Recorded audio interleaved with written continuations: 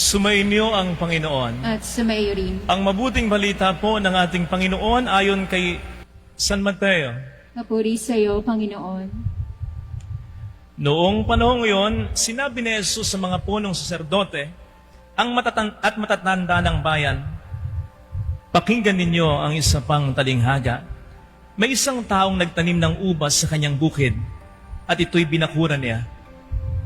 Gumawa siya roon ng pisaan ng ubas at nagtayo ng isang mataas na bantayan. Pagkatapos, kanyang iniwan sa mga kasama ang ubasan at siya'y nagtungo sa ibang lupain. Nang dumating ang panahon ng pitasan, pinapunta ng may-ari ng ubasan ang kanyang mga alipin upang kunin sa mga kasama ang kanyang kaparte. Ngunit sinunggaba ng mga kasama ang mga alipin. Binugbog nila ang isa, pinatay ang ikalawa, at binato naman ang ikatlo. Pinapunta uli ng may-ari ang mas maraming alipin. Ngunit gayon din ang ginawa ng mga kasama sa mga ito. Sa kahuli-hulihay, pinapunta niya ang kanyang anak na lalaki. Igagalang nila ang aking anak, wika niya sa sarili. Ngunit nang makita ng mga kasama ang anak, sila'y nag-usap-usap. Ito ang tagapagmana. Hali kayo, patayin natin ang mapa sa atin ng kanyang mamanahin. Kaya't siya'y sinunggaba nila, inilabas sa ubasan, at pinatay. Pagbalik ng may-ari ng ubasan, ano kaya ang gagawin niya sa mga kasamang iyon? Sumagot sila, lilipunin niya ang mga buhong na iyon at paalagaan ang ubasan sa ibang kasama na magbibigay sa kanya ng kaparte sa panahon ng pamimitas. Tinanong sila ni Jesus, hindi pa ba ninyo nababasa ang talatang ito sa kasulatan? Ang batong itinakwil ng mga tagapagtayo ng bahay ang siyang naging batong panulukan. Ginawa ito ng Panginoon at ito'y kahanga-hanga. Kaya nga sinasabi ko sa inyo, hindi na kayo ang paghaharian ng Diyos, kundi ang bansang maglilingkod sa Kaniya ng tapat. Mga kapatid, ang mabuting balita po ng ating Panginoon. Pinupuri ka namin, Panginoong Jesucristo. Magandang umaga pong muli sa inyong lahat. Narinig po natin sa ating mga pagbasa ang pahapyaw na paglalarawan kung papaanong inaalagaan dati ng may-ari ng lupa ang kanyang ubasan. Nandiyan ihanda niyang mabuti ang lupa, tinatanggalan niya ng mga bato, pinapalagyan niya ng mga pataba. Pinababakura niya ang buong ubasan, pinababantayan niya sa mga kasama. At syempre, nagpapatanim siya ng mga binhi ng ubas na alam niyang may kakayanang mamunga ng masarap, matamis at sagana. Kaya nga, hindi pa man, nagpapatayo na siya agad ng pisaan ng ubas, kung saan ang mga ubas ay pipisain upang maging masarap na inumin. So hindi pa umaani, nag-e-expect na siya ng marami, ng mabuti, ng maganda. Kasi lahat naman ginawa niya, lahat naman pinigay niya. Kaya ganun kataas, kalaki ang expectation niya. Ganyan mga kapatid, ang pag-aalaga na ginawa ng Diyos sa bayan ng Israel, ang kanyang piniling bayan, sapagkat may plano siya sa kanilang lahi magmula ang paghahari niya dito sa mundo. Yan ang kanyang dakilang plano. Kaya inalagaan niya sila ng parang pag-aalaga ng may-ari ng lupa sa kanyang ubasan. Wala silang lupa, binigyan sila ng sariling matitirahan. Naging alipin sila, binigyan sila ng kalayaan. Through the years, nagpadala ang Diyos sa kanila ng mga hari at propeta upang sila'y pamunuan at gabayan. At ang pinakamatindi, nang magkatawang tao ang Diyos na si Jesus, akalain mo sa lahat ng lahi, ang lahi ng Israel, ang lahi ng mga Hudyo, ang kanyang napiling pagmulan. Antakin mo yon. Ganon sila ka-blessed. Kaya lang, lahat ng ito ay kanilang sinayang. Napansin natin ang pagkadismaya ng Panginoon sa una at ikatlong pagbasa, sapagkat siya ang nagtanim sa Israel. Siya ang nag-alaga sa kanila. Pero ano ang inani niya? Buhay na hindi kaaya-aya. At ang pinakamatindi, sa huli, sila pa ang hindi tumanggap at pumatay pa nga sa bugtong na anak niya. At least, in that context, but of course in theology, lahat ng tao ang pumatay kay Jesus. But at least, na sinasabi kong konteksto. Kaya naman, ang pagiging piniling bayan ng Diyos ay inalis sa kanila at ibinigay sa iba. Kanino pa? Sa atin o sa lahat ng mga tao na naniniwala sa ating Panginoong Hesukristo bilang Diyos na totoo. Good thing, God did not abandon His plan. He went on with His plan. Kahit pa sumablay ang una niyang piniling bayan. At yan po mga kapatid, ang gusto kong pagnilayan natin ng personalan. Kasi lahat naman tayo mayroong mga magagandang plano. Planong alam nating magbe-benefit ang maraming tao, lalong-lalo na ang mga mahal mo at ang mga mahal ko. Ito ngayon ang nagbibigay ng excitement sa atin araw-araw. Ito ang dahilan kung bakit tayo literally or figuratively bumabangon araw-araw para mag-aral, para magnegosyo, para magtrabaho kahit napapagod na tayo. Ito ang nagbibigay sa atin ng pag-asa at ng inspirasyon. Ito ang nakapagpapangiti sa atin kahit nag-iisa tayo. Para tayong loko-loko. Kapag iniisip natin, bubuo ako ng isang masaya at simpleng pamilya. Hindi kailangang mayaman, basta sapat lang, basta maayos lang. Pagpapagawa ko ng bahay ang aking mga mahal, papagtapusin ko ng pag-aaral ang mga anak ko, tutulungan ko ang mga kapatid ko, iaayos ko ang mga taong ito, iaayos ko ang lugar na ito, etc. Ang gaganda. Pero papaano kung isang araw, sumulpot ang isang bagay, isang tao o isang pangyayari na hindi kasama sa plano?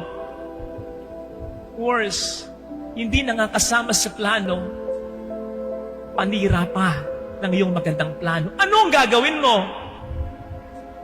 Gaya ng sinasabi ng Ebanghelyo, ini-insinuate nito, ituloy mo kapatid ang iyong magandang plano. Ito madalas ang sinasabi ko kapag ako'y nag-bless ng business o ng isang bagong negosyo. First of all, I see to it na nandun yung may-ari ng business, ng negosyo, at nandun din yung mga nagtatrabaho, yung mga empleyado. And then I tell them, nagpapabless kayo sapagkat obviously gusto niyong maging maganda ang takbo ng inyong negosyo at ng inyong trabaho sapagkat ito'y plano ng inyong mas magandang mga balakin sa buhay, lalo na para sa inyong mga minamahal sa buhay. Sasabihin ko sa kanila, kasi hindi natin kontrolado ang lahat ng bagay. Basta ha, kahit anong mangyari, mag-boom man o hindi ang negosyong ito, tumagal ka man o hindi sa trabahong ito, basta ano man ang mangyari, ituloy mo ang iyong magandang plano.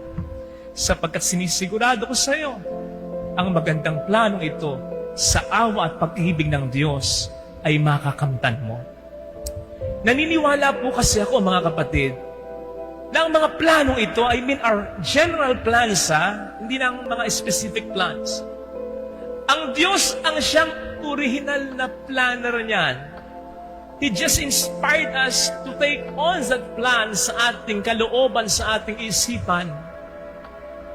Ano sinasabi sa Philippians 2:13? God works in you to act and to will in order to fulfill His good purpose.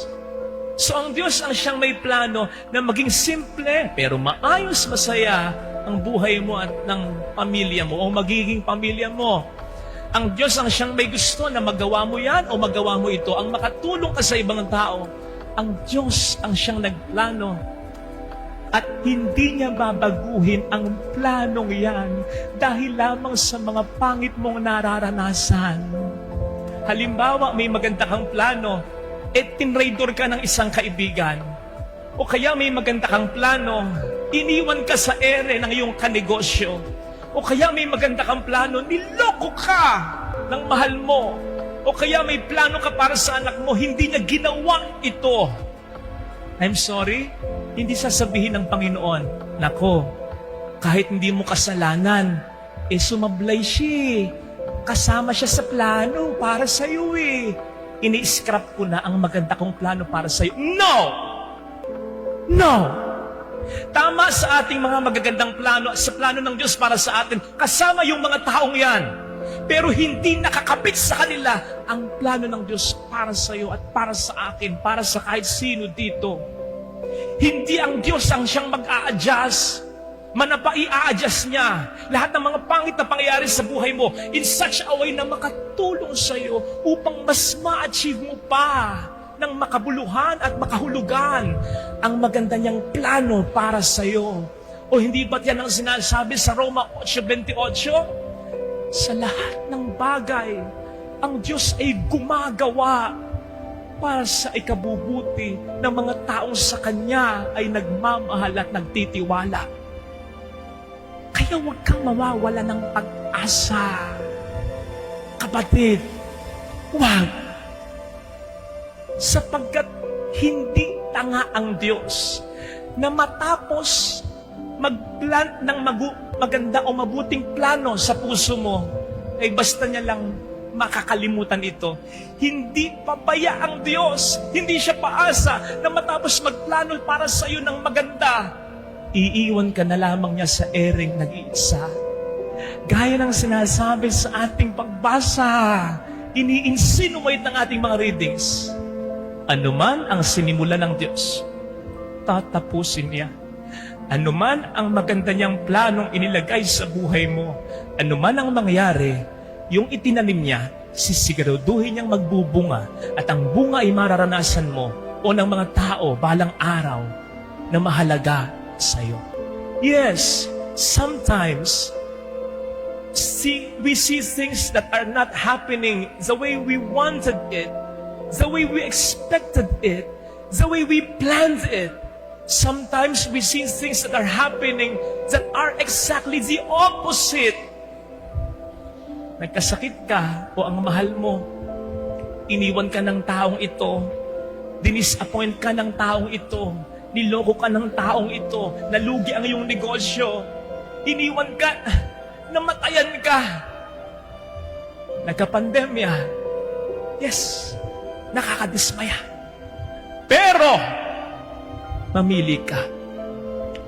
Ano ang paniniwalaan mo? Yung nakikita mo o ang nakikita ng Diyos para sa'yo?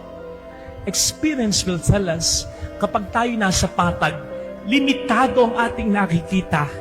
Hanggang dyan lang. Gaano man kalayo ang abot ng iyong paningin, may hangganan. Pero kapag nasa itaas ka, malawak ang vista, mas malawak ang nakikita, mas marami, hindi ba?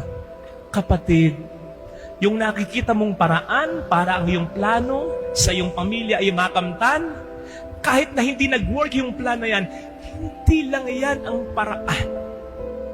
Napakalawak at napakaraming paraan na nakikita ng Diyos upang ito ay iyong makamtan. Kahit ang iyong pagkakamali ay pwede niyang gawing paraan. Kahit ang pangit na ginawa sa iyo ay pwede niyang gawing paraan. We may run out of options, but never ang ating Panginoon. O hindi ba yan ang sinasabi sa aklat ni Propeta Isaiah? Your ways are not my ways. Your thoughts are not like my thoughts. Alam natin ang eksaktong ibig sabihin nito. Pero I think isang paraan ito ng Diyos upang sabihin sa atin mula noon hanggang ngayon, you have many ways. Your ways have dead ends. But not my ways. Hindi lang iyan ang negosyo. Hindi lang iyan ang trabaho. Hindi lang iyan ang paraan. Hindi lang iyan ang mararating mo. Hindi lang iyan ang tao na pwedeng makasama mo. Hindi lang iyan ang tao na pwedeng magmahal sa iyo. Hindi lang iyan ang pwede mong gawin sa buhay mo. Hindi lang yan ang karanasang naghihintay sa'yo. In fact, sasabihin ko sa iyo kapatid, yung mga nawala na yan, tao man o bagay, kung hindi babalik sa buhay mo, pagkatapos ng lahat ng nangyari sa inyo, ibig sabihin yan, hindi mo sila kailangan upang matupad ng Diyos ang magandang plano niya para sa iyo.